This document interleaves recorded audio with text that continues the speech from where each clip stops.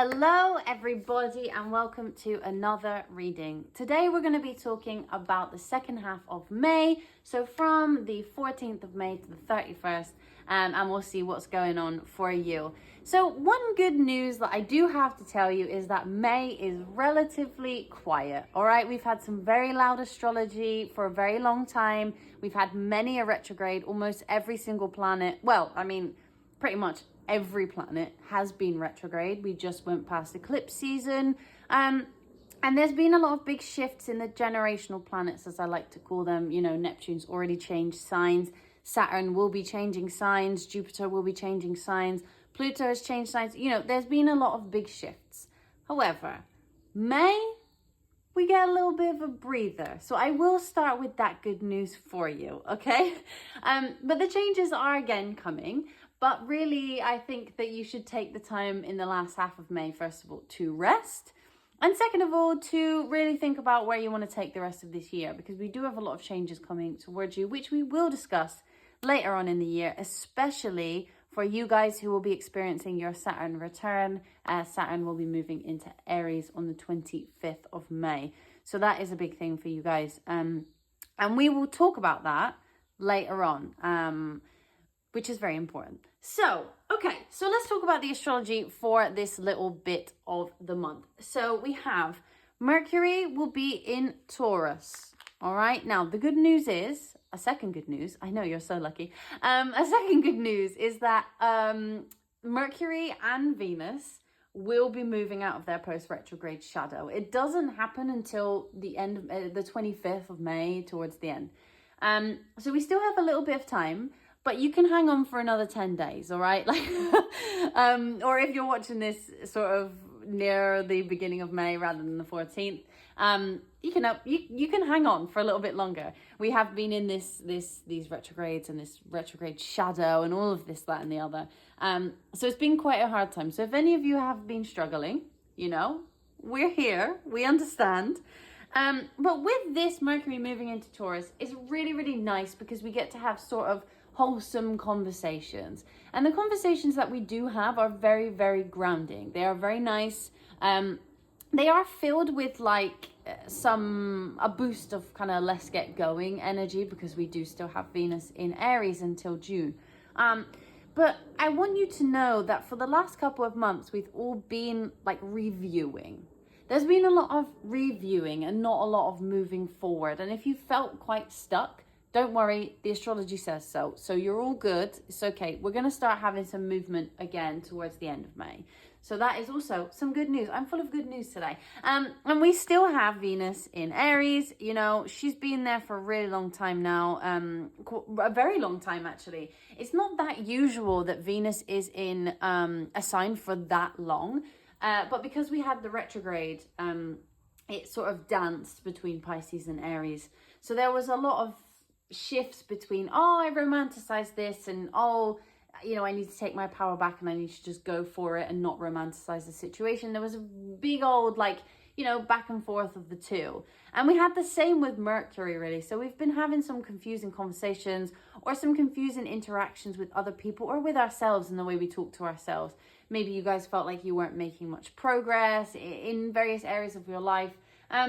And it can feel quite uncomfortable going through this very confusing energy and this very opposing energy as well. So with Mercury being in Taurus and Venus being in Aries towards the end, there's this feeling of being able to use your enthusiasm, use your power, and use your passionate nature to have really grounded conversations. So it's kind of a nice mix, actually, when we reach the end of May, of being able to put your plans into action. You know, if we think about it in its simplest form, we have discussing, you know, very grounded topics, very serious topics, very lovely topics though. And then we have this energy of like, yeah, let's go. I really want to do this thing. So I want you to embrace that a little bit towards the end of May. I want you to start thinking about what solid plans you have or what very solid conversations you would like to have with other people. Maybe you've had some disputes, or maybe you've not really been getting along with certain people or certain situations. And now is the time to sort of start being like, oh, okay, how can I make this practical? How can I create something from this? And we have very inspirational energy over here, very inspirational. So Taurus, we can cultivate things, right? We can really like make things happen in a very calm, collected, determined kind of way. And with a bit of Aries in there, it's like, yeah, okay, you know, how can I bring my passion into the situation? So I think that that's great. And then on the same day, actually, we have Saturn moving into Aries as well. So we still have this Aries energy following us for a little while. Neptune is also there. So this will be interesting, and this will be talked about in detail in a video about, you know, Saturn in general and Saturn, people's Saturn returns. But with Saturn being in Aries, there is going to be a push and pull between, you know, I want to do this and I have the determination to do this and I have the plans to do this. But Saturn's going to kind of bring you down and be like, yeah, but how can we do this realistically? Which is great. Because although we have that Neptunian Aries, let's go get it energy, we also have, I say Neptunian, not because Neptune represents Aries, but because Neptune is in Aries. So we have that sort of dreaming of a better life, or dreaming of a, you know, more of an action plan with Saturn. And he's going to sit there and say, I like to give the planets like personalization. So if you hear me do that, just, you know, that's the thing I do. So he's going to be here and he's going to be like, yeah, okay, but shall we think before we speak? Shall we think before we do? Which we all need at some point. Like, we all need a bit of that, hold on a minute. And it might feel weird, but it's good for us. And then another thing we get to experience is a very, very curious new moon in Gemini. So if there are things that you haven't really been trying, because you haven't really been brave enough to try, we have an opportunity to set some intentions that are a little bit out of the box. A little bit, you know, here, there, and everywhere. If you are somebody who gets anxious, or somebody who has a rough time with trying new things, or doing things that you, I mean, that's the same thing. I was going to say doing things you wouldn't normally do, but, you know, the same thing. This is a really great new moon to set intentions for being a little bit braver. Because Gemini isn't necessarily known for being brave, but Gemini is very much known for just being like, yeah, sure, fine, I'll give it a go. Why not? Let me talk to you about this thing, even though I don't really know much about it, but I'm just going to go for it. So this new moon is all about sort of setting those intentions in terms of, you know, how we can broaden our horizons just a little bit more, which is really, really nice. I mean, the moon in Gemini, you know, it's not super at home. It's nothing like that. It's just a nice energy, a nice different energy than what we've had more recently. So that will be a bit of a change up. So in terms of how this all reflects for you guys, there is a feeling of renewal, a feeling of moving forward, but a feeling of having a stable plan. So it's not so chaotic, it's not so unpredictable, and it feels more like we know what we want to do and we are going to do it with energy and with curiosity and with realism in a way, which, you know, I think is actually an excellent energy to have, considering the astrology that we have experienced in the last few months. I mean, the last year, really, to be honest. The last year has been quite uncomfortable for a lot of us, for a lot of different reasons. And I think that the Mars retrograde, which we are out of now, and that's all good, has played a huge part in that. And the fact that that went on through 2 Mercury retrogrades, plus eclipse season, plus Venus retrograde, you know, there was a lot of back and forth. So I think now is the time to breathe. All right, I want you to remember that we should enjoy our time now. Because things pick up again. Later on in the year, things start to pick up again. There's a lot of shifts, a lot of changes. But for now, you know, we're kind of here. Any of you who have Saturn in Aries in your chart, please come back here a little bit later on in a couple of weeks, because I will discuss this with you and what that means for you, because it's quite a big moment for you guys, and I want to give you like a little bit of a survival guide for that. But yeah, that's a bit about the astrology for today. So what I will do now is we'll go straight into your reading. But I wanted to give you like a little overview. Although not much is happening, not many things that are significant. It's great that these Mercury and Venus are coming out of their post-retrograde shadow. It's great. But I just wanted to give you a little bit of an overview. But we'll go into your reading now and see what the last 2 weeks in May are going to bring you. Because I think that maybe you would like to know. So yeah, let's do that, and I will see you in just a second. Hello, lovely Capricorn. So this is your reading for what is coming for you at the end of May. So we did just have a big old full moon in Scorpio. It was a big old thing. So if some of you are feeling quite emotional, if you had a bit of a cathartic moment, that is a-okay. Do not worry. That was happening for all of us.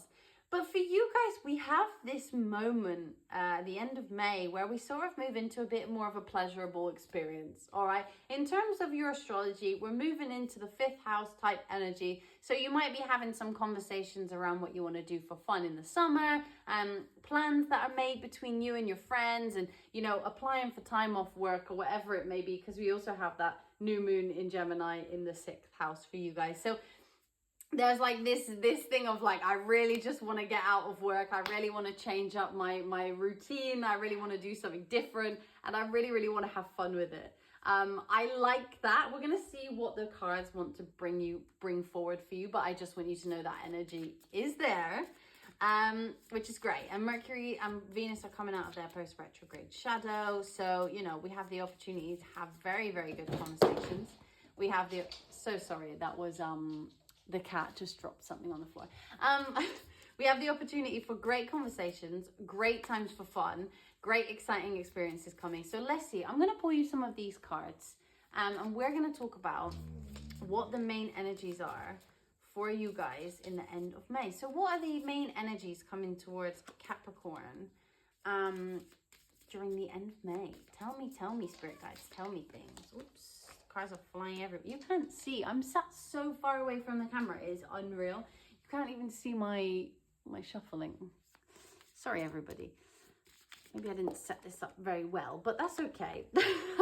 We move. We try again next time. All right. So what are the main energies for Capricorn?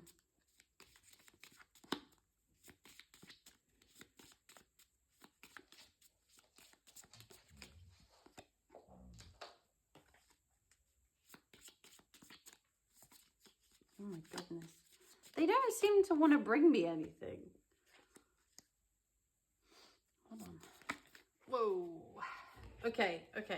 So, well, we have 3 already. So we have bouquet with compliments from an admirer. We have whale with great worry over nothing. And we have table with hard work ahead. What do we have on the bottom of the deck there? We have key with successful outcome to your problem. So I don't know what you've been experiencing recently, but there's definitely been something going on, gang. I don't know what there has been, but it feels like there's something coming towards you that is really, oh, we have grounding here. I'm going to put that down straight away. That we have something coming towards you that makes you feel very positive. I know that there's a thing that says hard work ahead, but it says great worry over nothing. And I think with the whale here, whatever has been making you anxious is coming back around, like, but in a really positive way. Like, the thing that's been making you anxious seems to come back and you're like, oh my goodness, there was no worries there at all.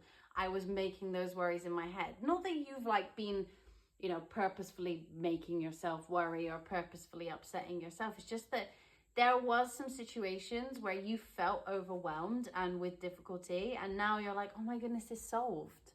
Like, there's no worries here. Everything is solved. It's okay. If this has something to do with love, which it could possibly do, because we have the 5th house energy, which is all to do with sexual energy, you might go on a couple of dates. Maybe you were worrying that someone wasn't going to text you back.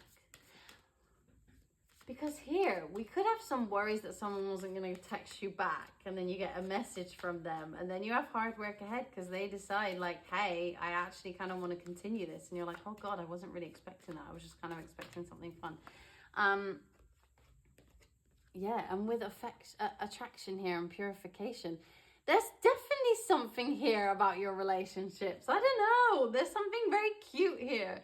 Obviously, this could be to do with, a new offer for a job and all that kind of thing. Because we do have hard work ahead, and hard work, we all think can pertains to an actual job, and maybe you think that because you're a Capricorn, and that's all good. We'll see more when we pull the other cards, but there's something here that makes you feel solid. It makes you feel solid. It might make you feel like, oh God, now I have to put in the work, like I can't really be bothered, but like it's good work. Like you feel like somebody, I think with attraction here and with bouquet here, there's definitely something that comes from, somebody else that maybe there's been a back and forth with, or maybe there hasn't really been a back and forth and that's been bothering you. But it makes you feel less scatty, and it makes you feel calmer. With grounding here and purification, it's like, oh, a breath of fresh air. Like I don't have to worry anymore. I'm just chilling. Like I'm just calm. There's no worries. All is good. Everything's fine. Like I can just breathe out for a sec. I like that because I don't want you Capricorns to be stressed. You don't need to be stressed. Like you are, you're on this earth to work hard, yes, but you're not on this earth to stress. Like success is coming to you no matter what, Capricorn. Like a Capricorn stressed is a very terrifying creature. And I want you all to be calm. Like you work hard, you just achieve your things. Okay, so what is coming towards Capricorn in the end of May? I don't know. I'm feeling love, but we'll see. Okay. So I'm feeling love, but we do have second house with resources. So you might be in luck, and it might be more than one thing. I'm definitely feeling love, but new work is definitely on the horizon as well. I mean, especially with this new moon in the 6th house, maybe you were trying to manifest a specific type of job, and that kind of starts going very well. But then, yes, we also have Vesta here with Hearth. So, and Ascendant with Entrance. So somebody is coming. All right, we have yet to really establish whether this is in love or whether this is just in career. So we will continue to see. We'll ask a bit more. Could be both, but I think there's definitely something here about career.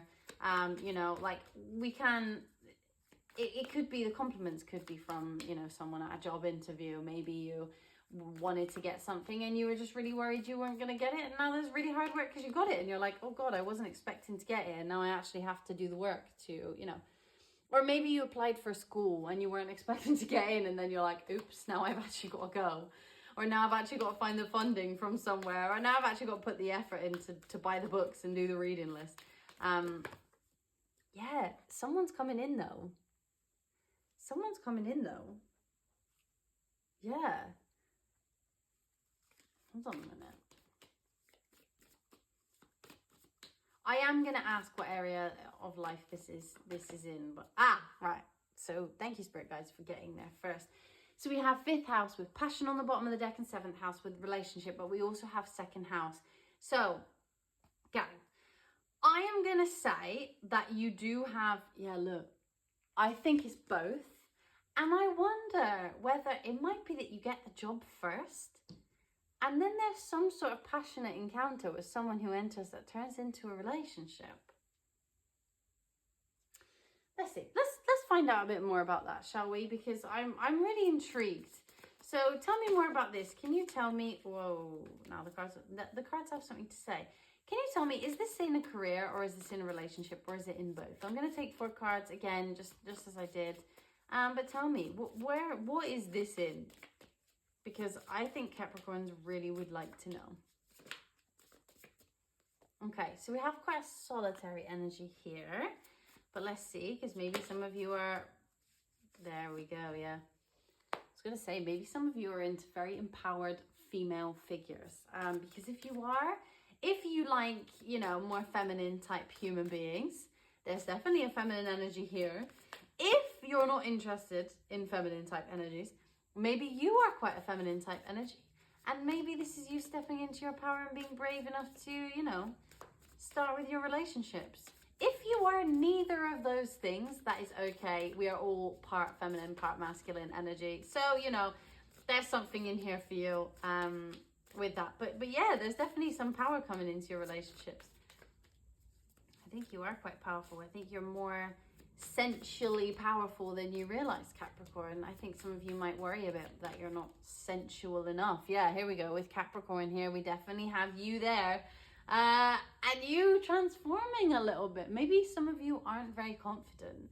Maybe some of you kind of think, oh, well, I'm good at what I do. I'm good at work, but I'm not really good in relationships. Well, you know, there's somebody there who thinks that you are. Yeah.